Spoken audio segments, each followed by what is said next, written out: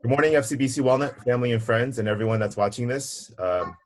This is Terrence Shea, and I'm meeting with Hanley Liu. We're the two pastors in the English congregation of this church. And in light of everything that's happening this weekend, we just want to have a chance to be able to share with you some of the things that are on our hearts, especially because we're not able to meet in person. We just think that it's so crucial for you guys to hear both what the Bible gives foundation and hope to, but then also just to hear more personally from us.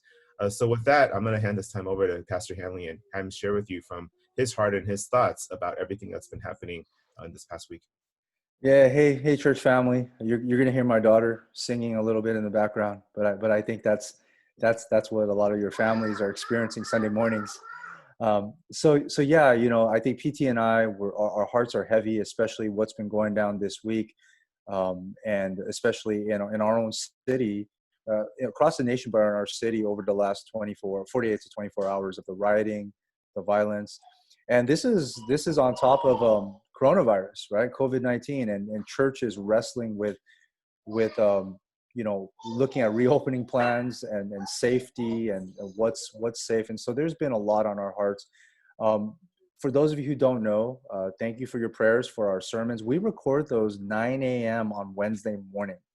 That's the assigned English recording slot, 9 a.m. on Wednesday morning. So a lot happened since Wednesday. But this is one of those Sundays, if we were preaching on Sunday and in our Sunday school as well, I'm pretty sure that most pastors would be stepping into the pulpit today. And those who are live streaming, they are stepping into the pulpit, addressing this and saying something about what's going on.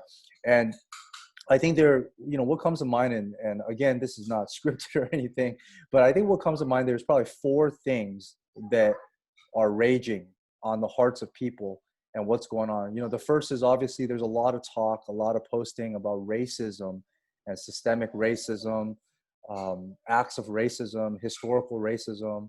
And we know racism is real and it does exist. And there's places to talk. There's times and places where that needs to be addressed and talked about, right? So there's racism.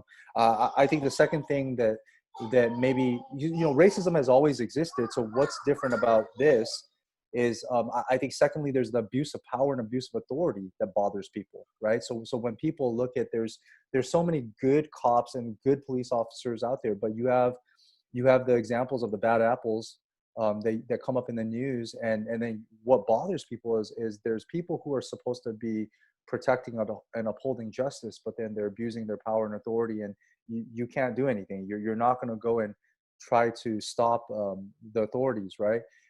And I mean, I think we understand this. I mean, even as pastors, it's a different context, but whenever you hear about pastors abusing their authority, sexual abuse, financial abuse, um, bullying their people spiritually, whenever you hear about pastors who are corrupt, and it's only a handful, but it sheds a bad light on all of us, and there's a lot of good pastors out there. Majority of the pastors are not that way, right? And when we take our calling to God seriously, so that's why I feel for the police officers out there. I think a third thing is murder, and I think a fourth thing is apathy, or I would say apathy to injustice. So the four things: racism, abuse of power / authority, murder, and I think apathy, meaning a lot of people were upset and writing articles about the police officer, the Asian American police officer who stood there and did nothing. Now they don't know his background, they don't know anything about that, but there's something about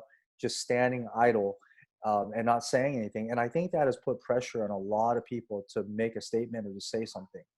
I think with our church, we always try to. I don't know if it's to a fault. I mean, I think it's we try to be a little more careful, and I think when it comes to racism, especially, the reason why, besides PT and I posting a few prayers or a few major, maybe some articles, but I didn't go crazy posting articles left and right or doing hashtags, because I feel like this is a time where we need to listen and learn. I know about U.S. history, but I think like most of you, I'm not African American. I'm a minority, but I don't understand what they've gone through, you know, and so I need to listen and learn and hear their hearts, hear their stories, empathize with them, um, and then we can then help our church people to, or help all of you in our church to do that. But we also need to listen and learn from the police officers. Like I said, there's a lot of pressure. I mean, imagine that every day you go to work and your life is on the line, and you hear of officers who are outraged by what they saw on the video that happened in Minneapolis. They don't agree with that. They feel it's murder, and but they have to go out to work, and now they're dealing with rioting and violence. If you were their family members, how would you feel? And it's not like it's a glamorous job. It's not like they're paid like superstars. These are people who are out there to protect and uphold justice. And so we need to listen to the good cops and see their example of how they've been trying to build. You hear about good cops trying to build relationships and bridges with their community in the same way where pastors would do that with our communities. And one or two bad apples ruins it, right? Ruins the entire perception. So I think that's something. I think when I think about it, if I were to preach this morning, I would preach about the gospel. I would preach not from the perspective of affirmations and denials, not from the perspective of like didactic, like this is racism, this is a problem, this is an issue, and this is how we should think through it. But I think I would come from racism exists, we know, because sin exists, and how the gospel frees us, right? The gospel frees us because the gospel forces us to begin to look within ourselves, and it exposes any injustice and prejudice that we hold as human beings towards anyone. And I think that's critical to understand that. And then when we can see, our own faults, and that we are prone to sin in many ways, then we can begin to see how the gospel bridges, and the gospel frees us to then love others and reconcile with others. But here's where I'm thinking too, is that, if one of you church members or one of our youth came and said, hey, pastor, I went to school and I experienced all these racist taunts, like, hey, coronavirus, go back to China, or something like that, right? Like, what would I say?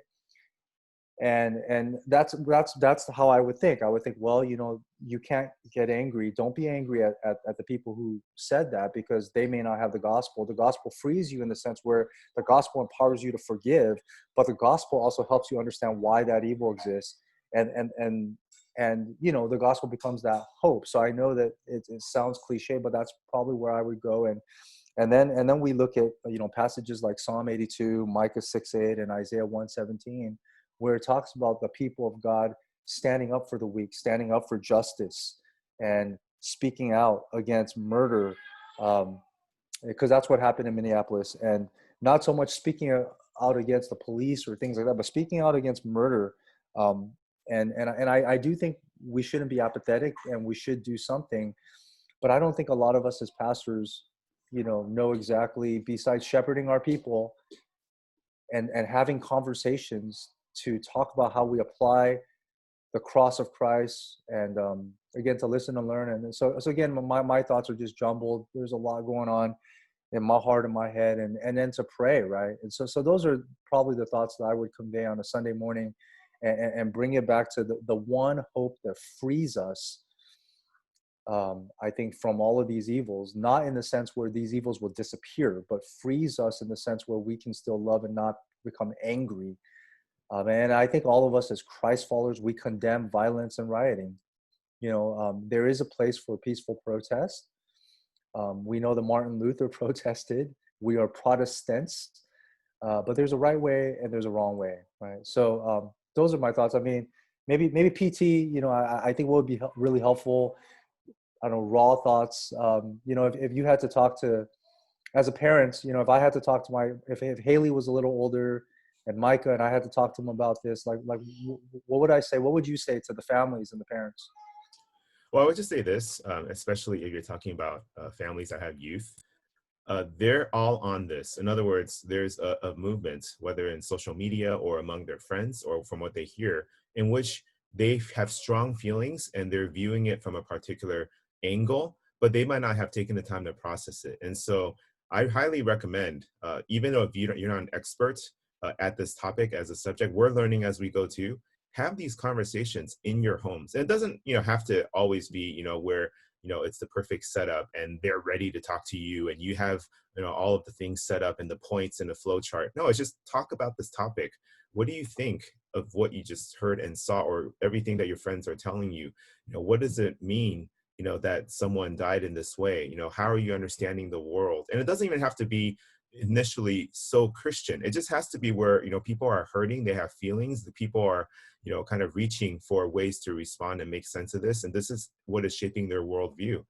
And so just have these conversations, even if maybe for us sometimes, we don't have that share in American history to where we're speaking about it with some kind of personal experience or authority, but have these conversations. And that's, really with any age kids or even with no kids, I think it's helpful to process through some of these things because there's so many gospel implications, and also where we find our hope and what we expect and look to God to do, and all of this, and how we even respond on our own to be people that can share the gospel with others. So that's what I would recommend, is just don't avoid this topic just because we might not relate to it as personally, or just kind of like it as, oh, those people or the looting or the whatever it is, and we think it's separated from us. Um, Definitely talk about it. I think it's helpful. And this is the reason why we wanted to talk to you.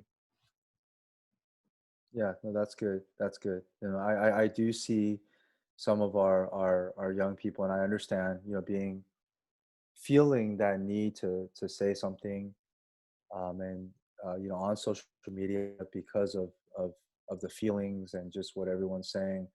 And so, yeah, I think these are good conversations to have in the home. These are good conversations to have with group leaders. I know that Kevin, our youth pastor, and Ryan, our youth intern, that they are going to have something. I saw something on Instagram that they're going to have some type of either a forum or an open gathering for our youth. And I'm sure if you're a collegian, I don't think they would say you can't join that. So if you're a student, if you're in student ministries, go on Instagram. I don't know how that works, what the link is, but go on Instagram, and I think they're having a conversation, a dialogue. And I think that those are the conversations that need to be had, where we come together as God's people and begin to think through what's going on, processing it together, so that we can have a response that is gospel centered and biblical.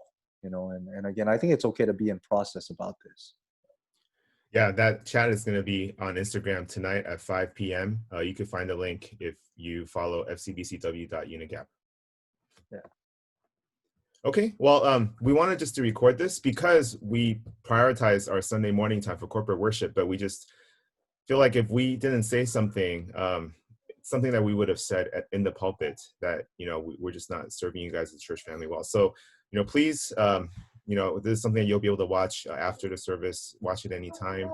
And then the Instagram for the youth will be tonight, Sunday, and all of this could just be later anyway for you. But hopefully you're able to process this and have the gospel before you, and the hope that Christ offers to us in his death and resurrection, even as we partake of the Lord's Supper today as a church family, all of that before us, so that we're standing on the rock. So thanks, Pastor Hanley. Appreciate your time, and thanks for giving us time to speak to you guys. Yeah. Okay. All right. All right, bye. Okay. God bless.